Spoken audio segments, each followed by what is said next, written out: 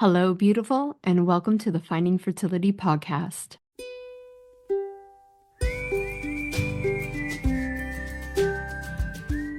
I'm Monica, your mentor in uncovering the hidden layers of your fertility journey. Together, we'll discover the right path for you within the 6 essential steps to creating the family of your dreams. We'll ditch the overwhelm, tune into your intuition, and build a vibrant foundation for your fertility. Whether it's through gut health, subconscious healing, or energetic alignment, you can unlock your body's natural power to get and stay pregnant. Your fertility journey is all about radical responsibility and deeply believing that your body is on your side. It's time to stay consistent, embrace trust, surrender, and create the transformation you deserve. Finding Fertility does not diagnose, prescribe, or treat any fertility issues. What we do is empower you to take control of your health by uncovering the root causes holding you back. Let's do this together. Happy Friday! Welcome back to another episode of Finding Fertility. I'm your host, Monica Cox, and I am so honored you are here with me,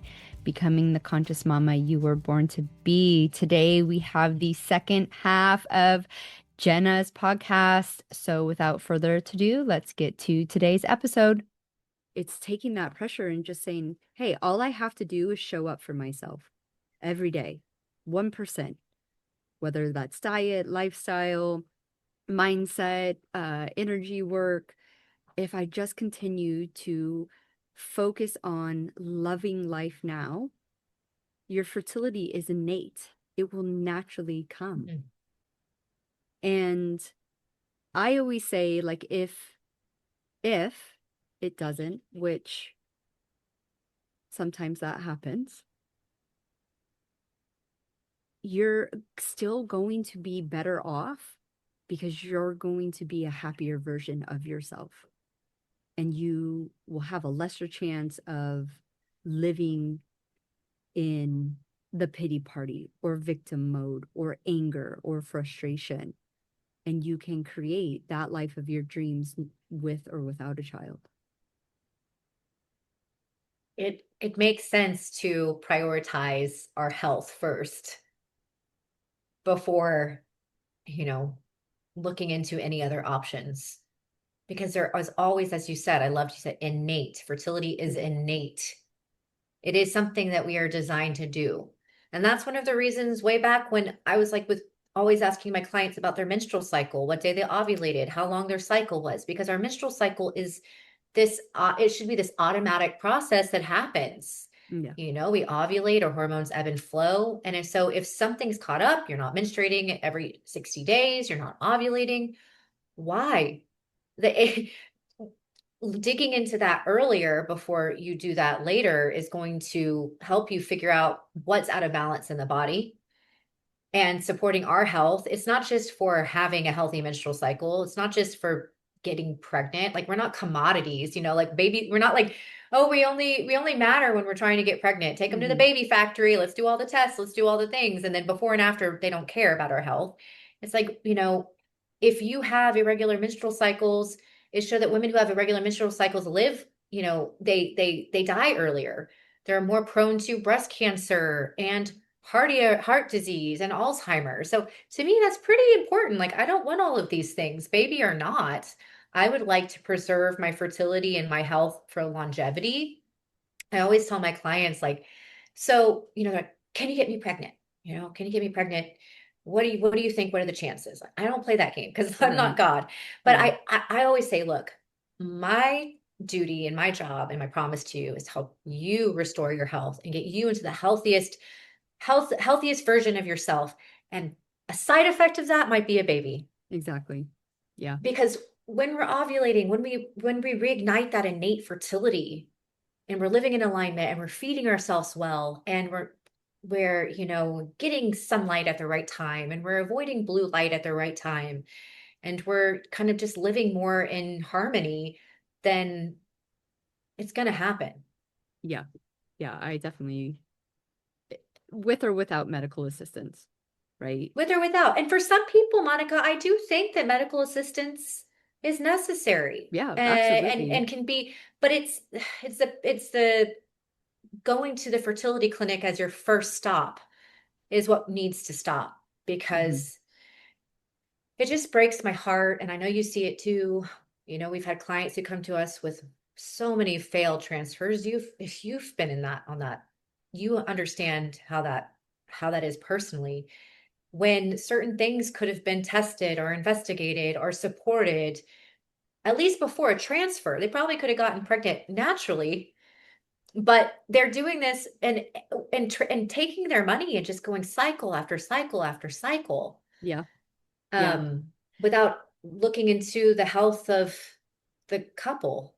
Yeah. Blows my mind. It's, yeah, I have a recent client that got pregnant, had a miscarriage, and then got thrown into the industry.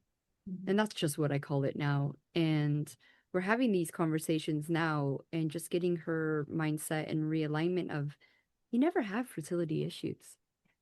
You had one miscarriage, you're a little bit older, so they slapped a label on you. Where if we would have taken a few step back and looked at what was going on in the core, and she now knows that and is, applying those steps. And that's just the journey that we have to go through. That's the frustrating bit. I mean, trust me, I 8 years to getting pregnant naturally.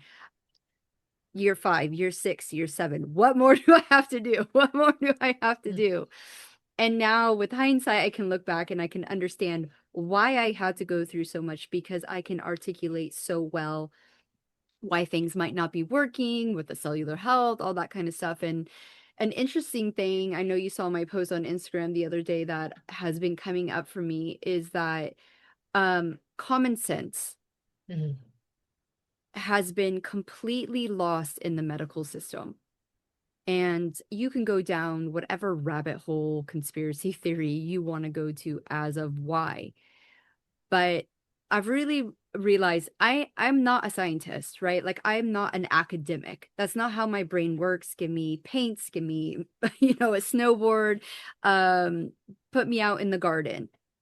And it frustrates me that a layman like me could figure this out Mhm. because it is common sense. And I wonder how much intuition and common sense have in common. And I can only now articulate that the scientific field, the medical field, is so indoctrinated because most of those people in it are very smart. They, Oh, highly educated reproductive endocrinologists have right? more training than fellowships than It's just pretty much any other doctor. exactly. And I'm like, how can you work in this field and not connect the dots? I Mhm. like it blows my mind. And then it makes me incredibly sad because the work we're doing is so bittersweet. Yes, we're incredibly happy that you feel empowered, you want the wisdom, you hear the signs and you're taking action. But after so much pain, and I know that pain and I get it, and there's no judgment, but I know that we are now dealing not only with the core issue of what contributed to the fertility issues and what I didn't know until much later in my life, probably a few years into after my second child was born, the actual physical and mental and emotional toll that IVF had on the body. And now we are unpacking that as well. Mhm. Um, so kudos to everyone listening that you're here, that you have embraced a different way. And whether or not, I know we wanted to talk about because I felt this in my journey, right? When I got the holistic and the functional medicine stuff, and I knew I deeply believed in it, but I still wasn't getting pregnant. And we had already collected embryos, and the immune suppressing drugs that I used, and I had this guilt, like why can't my body just do this, and why am I using this, and this is cheating and all that kind of stuff. What are you seeing in maybe your own life or your practice that you're helping these women, you know release that guilt, release, like, it is okay, you are doing this in an empowered way, it's a different story. Yeah, I think, when you're the key word empowered, it's not going into a fertility clinic after 1 year of trying or 6 months of trying with that first referral from your OB. Okay, fertility clinic, right? That's how it works. 6 months, 1 year, OB says, all right, you graduated to the next tier, fertility clinic. And they just put you through this rigmarole of testing and poking and prodding, but it's basically just like this algorithm that they're plugging you into when we're so different. And so I feel like that's a little bit different when a couple's going in and they're fearful. They're it's coming out of a place of fear instead of a conscious, mindful decision of informed consent. So, if for anyone who's not been to a fertility clinic, it's like they sit you down and you have this PowerPoint. That's what it starts off with. Like the doctor sees you for like a 15-minute PowerPoint of how your eggs fall off a cliff, 30 to 35, 35 to 40, 40 to 45. This is your chances, 2% chance to get pregnant naturally. And it's just terrifying. And then afterwards, they bring you into this quiet room where the liaison, the business, the closer The comes in. closer, the The closer. closer. It's Uh-huh. just, it blows my mind. It's like a car dealership or something, but like, and it's a factory of fear. Yeah. And so they're like, you got to get all these tests, you got to do all this. Okay, so you're getting all these tests and checklists out of panic versus, okay, the couple, we're not getting pregnant. We're exploring these options. We're going to go to the fertility clinic. We're also going to go to maybe another type of practitioner, integrative practitioner. We're going to functional, whatever. And being empowered, which also means being an active participant in your health journey, Mm-hmm. not just doing what someone tells you to do because that's what their education says. Hey, I'm educated. I have these letters after my name. And so just listen to me and do this. I'm sorry, but that's just if you're just going to do that and you're not going to get the results you would like. You've got to do research. You've got to listen to your intuition, what resonates when you're hearing something like listening to your body. I know you would probably agree with this, Monica, like when you're hearing something or a test is suggested or something is suggested, what are you feeling in your body? What is coming up for you here? Is it resistance or is it openness? So, like I recently, just a personal, story. Yesterday, I had an HSG procedure and I was so resistant to it at first. I was like, it's only been, 6 months and one miscarriage. I've had one baby. Everything's probably fine. And I don't want to have that done. But I did have a C-section because of placenta previa. And so the other day I was just really kind of like thinking about it. And I was, I've really released a lot. And, I just, for some reason, the HSG was just my heart. I felt a softness when I thought about it. I was like, I really just want to rule out any structural issues. Yeah. And I kind of felt a little guilt that I wanted to go for this procedure and it's so sterile and it's with a radiologist and I should just trust in my body. But like I felt this, like I really felt this. It wasn't like I felt I was doing it out of fear, if that makes sense. It wasn't Mm-hmm. like I was going in to get bad news. I wanted to go in just because I'm like, we're coming up to the year mark. And I just, I've had clients that have had HSGs that have ruled out like maybe a closed fallopian tube where they opened it and they got pregnant. Mm-hmm. What a win for Western medicine. Yeah. It can happen if we combine, obviously with improving their egg quality, doing the work, gut health, mineral balances and mineral balancing and energetic work. It wasn't just the HSG that got them pregnant. Yeah. They still had to optimize their egg quality, but what a beautiful integrative combination of a Western medicine procedure and using diet and lifestyle and, and epigenetics by being the master of your ship and doing and influencing your genes. And so I did that and it didn't feel scary or fearful where at the beginning when it was suggested, it felt fearful. They were like, you need to get this done and da da da da da. And I was like, but do I, Yeah. Mm-hmm.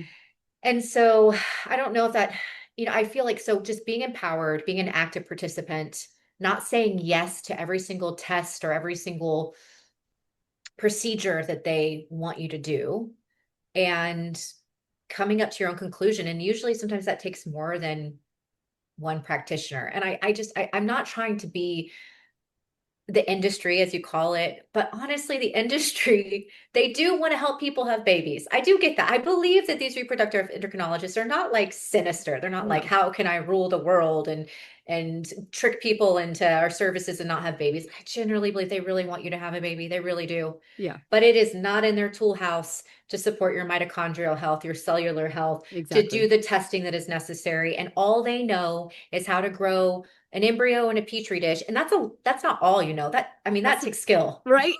That takes skill. And so, if that's a route that resonates with some people and you want to control the timeline and your chances, especially, honestly, I was in your 40s, you have more chances of conceiving naturally than with IVF. Hmm. And Yeah. so, because I was reading about how, like, if why aren't you ovulating? Okay, well, let's throw Clomid or Letrozole at it. So your egg quality, you do ovulate. It forces your body to ovulate. But is that egg really good quality? Because we haven't got to the bottom of any metabolic issues or inflammation and gut infections.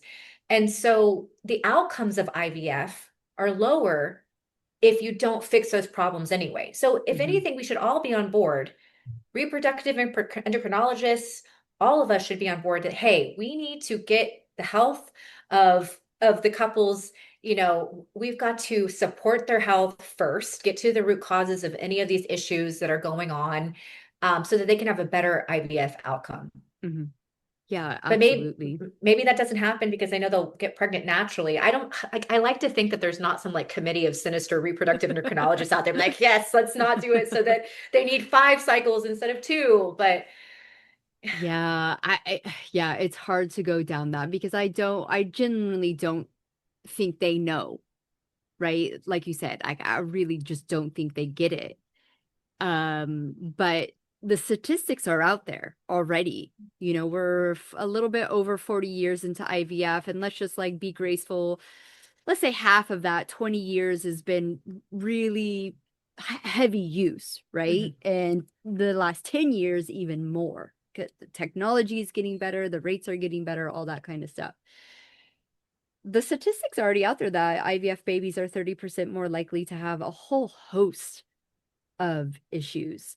And there's a great autistic care center therapy where I live, and I randomly met the owner and he didn't know what I did, and I just casual conversation, what's your take on the rise of autism, because we can't deny it. And there's many things he said, and he said, but one of the things I see in our clinic is the use of IVF. Um and that's the conversation we're not having in the industry of what are the long-term effects of not boosting cellular health for both mother and baby. Because I don't think it's the treatment. I don't think it's, oh, you used IVF, so therefore it like damaged the egg or the mitochondria or this or that. It's just you are bypassing Mhm. nature's ability to say to you, this isn't a great situation where you don't have enough, this doesn't have, whatever it is. And I feel that deeply because I used immune suppressing drugs. So my body really, especially my IVF baby, I know for a fact my body wasn't healthy enough to carry that baby without immune suppressing drugs. And during that time I did everything that I had in my toolbox to help combat that issue though. Um, and that is the empowerment of what holistic health gives you, is not hopefully we can avoid spending all that money on IVF, but giving you better results, better chances, lower risks for Mhm. everyone involved. Um, and that's the true empowerment. And sometimes it's hard to have these conversations to not seeing that we're totally against it because we're not. But how do you put that fire and that emphasis that, listen, I promise you, if you take a year, Mhm. 6 months, just to really hone in on you, that the outcomes long term are going to, well, you're going to decrease those risks dramatically for yourself. And that's just basic science. That's just common Basic, sense. and unexplained infertility is a BS diagnosis, and so that's what they'll Absolutely. give you a lot. They run 3 tests to see if it's unexplained infertility. It's the HSG test, which I was just mentioning, where they put the dye, the contrast dye, through your fallopian tubes and uterus, and if that is open and you're still getting pregnant, if your blood work is open, which is so full of holes, that blood work that they give at fertility clinic. It's like TSH for thyroid and free Oh T3 man. for like ferritin marker. I mean, a CBC, a celiac panel for some of them. And what else do they do? An infectious disease panel. Like, it's so incomplete. Like, really, Hmm. that's all. And then you rule out, oh, you're perfect based off of that tiny amount of blood work. And then the other one is your, which I love, the ovarian assessment report, which is the AMH Don't even and get the me started FSH and on that LH, test. which, Oh oh, man. so annoying. AMH, everyone, like, and I'm sure most of your listeners know this, but AMH predicts your success rate for IVF, not natural pregnancy. Yeah. So, and it can change. It changes. It It's like the changes. dumbest Yes. marker. Like, I have literally turned down brand deals, right? Because now you can test these things at home. And they're like, here, we want you to like promote FSH. And I'm like, absolutely not. I was like, this is the dumbest test. It literally puts everyone into fear. Oh, it's Hmm. low. And it changes. Yep. Like, And you can control your AMH, and you can yeah, control, and it's also that's quantity of follicles. It's exactly. not quality, which we are focused on quality. Yeah. So those are the 3 tests they give the woman to see, okay, like, everything is, if you're not getting pregnant and all of those are good, unexplained infertility. And with the man, it's a sperm panel, which they've set the bar so low on sperm So health low. now. And then, okay, if those are all good, unexplained infertility. And that is such BS. So as we're circumventing natural, the natural cycle of things, because our body, if we feel safe, if our nervous system is good, if we are nourished, it is an innate, we have this innate fertility. Hmm. That is what we are here. We're designed to procreate, whether we choose to or not, or whether it happens. And so it just means unexplained infertility just means something is off. We need to investigate a little bit more. We need to support our bodies, and so we can live in alignment and get pregnant. And that's different things. I know that, I do believe in some testing. I do believe there is and I was personally one of that, Monica, in our session, I was like, okay, I need to just stop testing. Like, I'm a functional nutritionist. I know all the tests. I can run all the tests. I can analyze my case as much as I Yeah. mean, the data, I've got the data. Got Okay. it. And so I've got to stop controlling. And so it's like, Yeah. I'm stepping back from the testing. That doesn't mean that you should never test. I mean, Mm. obviously you need to have some testing. So you have, a goalpost, you have you have an understanding of where you're coming from. Yeah. Now, it's when we start testing like every 4 weeks or every 8 weeks. Okay, is it changing? What's going on? Like, Hmm.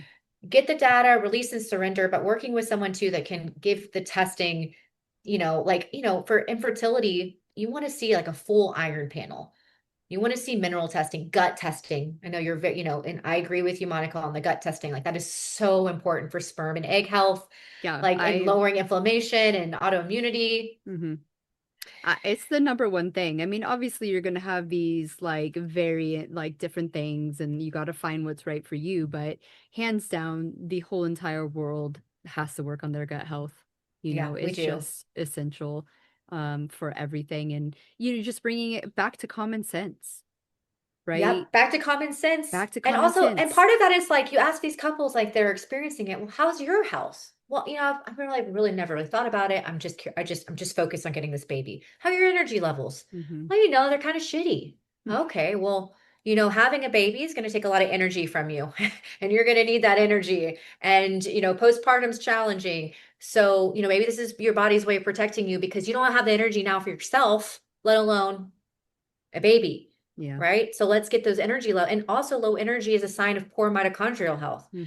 Hmm. So, what is your, appetite like? What is your sleep like? How are you feeling? Like, we want to have these in check before we go through the biggest marathon of our life, which is pregnancy. Yep. Absolutely. There's so much more than the two pink lines. And I know that I was in the thick of it for a really long time, just searching for that. And, hand on heart, if you can step away from that part of the journey and just focus on what truly matters and what actually controls your fertility, that ultimate goal is within reach for sure. Thank you so much for coming on. This has been such a fun conversation. Please let our listeners know where they can find you. Yeah, you can find me at jennalongoria.com. It's my website. And I'm on Instagram at the Period Guru.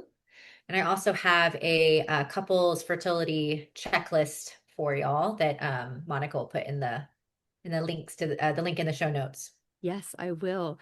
Thank you so much for your time. It's been a pleasure. And until next time. Thank you, Monica. Thank you once again for tuning in and becoming the conscious mama you were born to be. Remember, I wasn't some magical unicorn who stumbled into fertility success. I stayed consistent, I put in the work, and I made it happen. And guess what? You can too. And I have something for my loyal podcast listeners, but here's the key. This is only for women who are feeling burnt out, frustrated, and stuck in the cycle of endless research. And you're at a point where you are screaming, I have tried everything. Why isn't this working? This only works for women who are ready to take a radical responsibility for their journey and start listening to their body's innate wisdom. Because deep down, you can heal and achieve your ultimate goal. If that's not you yet, that's okay. Not everyone is ready yet to show up with ease, deeply connect to their energy, unlock subconscious patterns, and listen to their body's ability to come into full coherence. But for those who are ready, I'm offering something I only do with my paying clients, and this is a fertility breakthrough session. This is the first thing I do, even before I start really deeply working with someone in a coaching package. It's a deep dive session where we look at exactly where you are right now, what's keeping you stuck, and the easy shifts that can change everything. But fair warning, these sessions are very limited and go fast. So if you're interested in checking out my superpower for uncovering exactly what's been overlooked, jump into one of these free calls. They're deep, they're intuitive, and they're game-changing. The only way you can access this is if you actually personally message me. You can do it on your favorite platform, IG, TikTok, or at my personal email, monica@findingfertility.co. Not .com, because they wanted $3,000 for the M, with just one word. And that word is dreams. Obviously, DREAMS. And I'll make sure you get that link right away. Remember, this transformation happens when you stay committed to yourself. Trust your body, follow your intuition, make it possible. The links that you need are down below. And if you are still here and you absolutely love this podcast, please take some time and leave me a review and help other women like you find this podcast to get the support they need. Help a sister out. Leave a review today.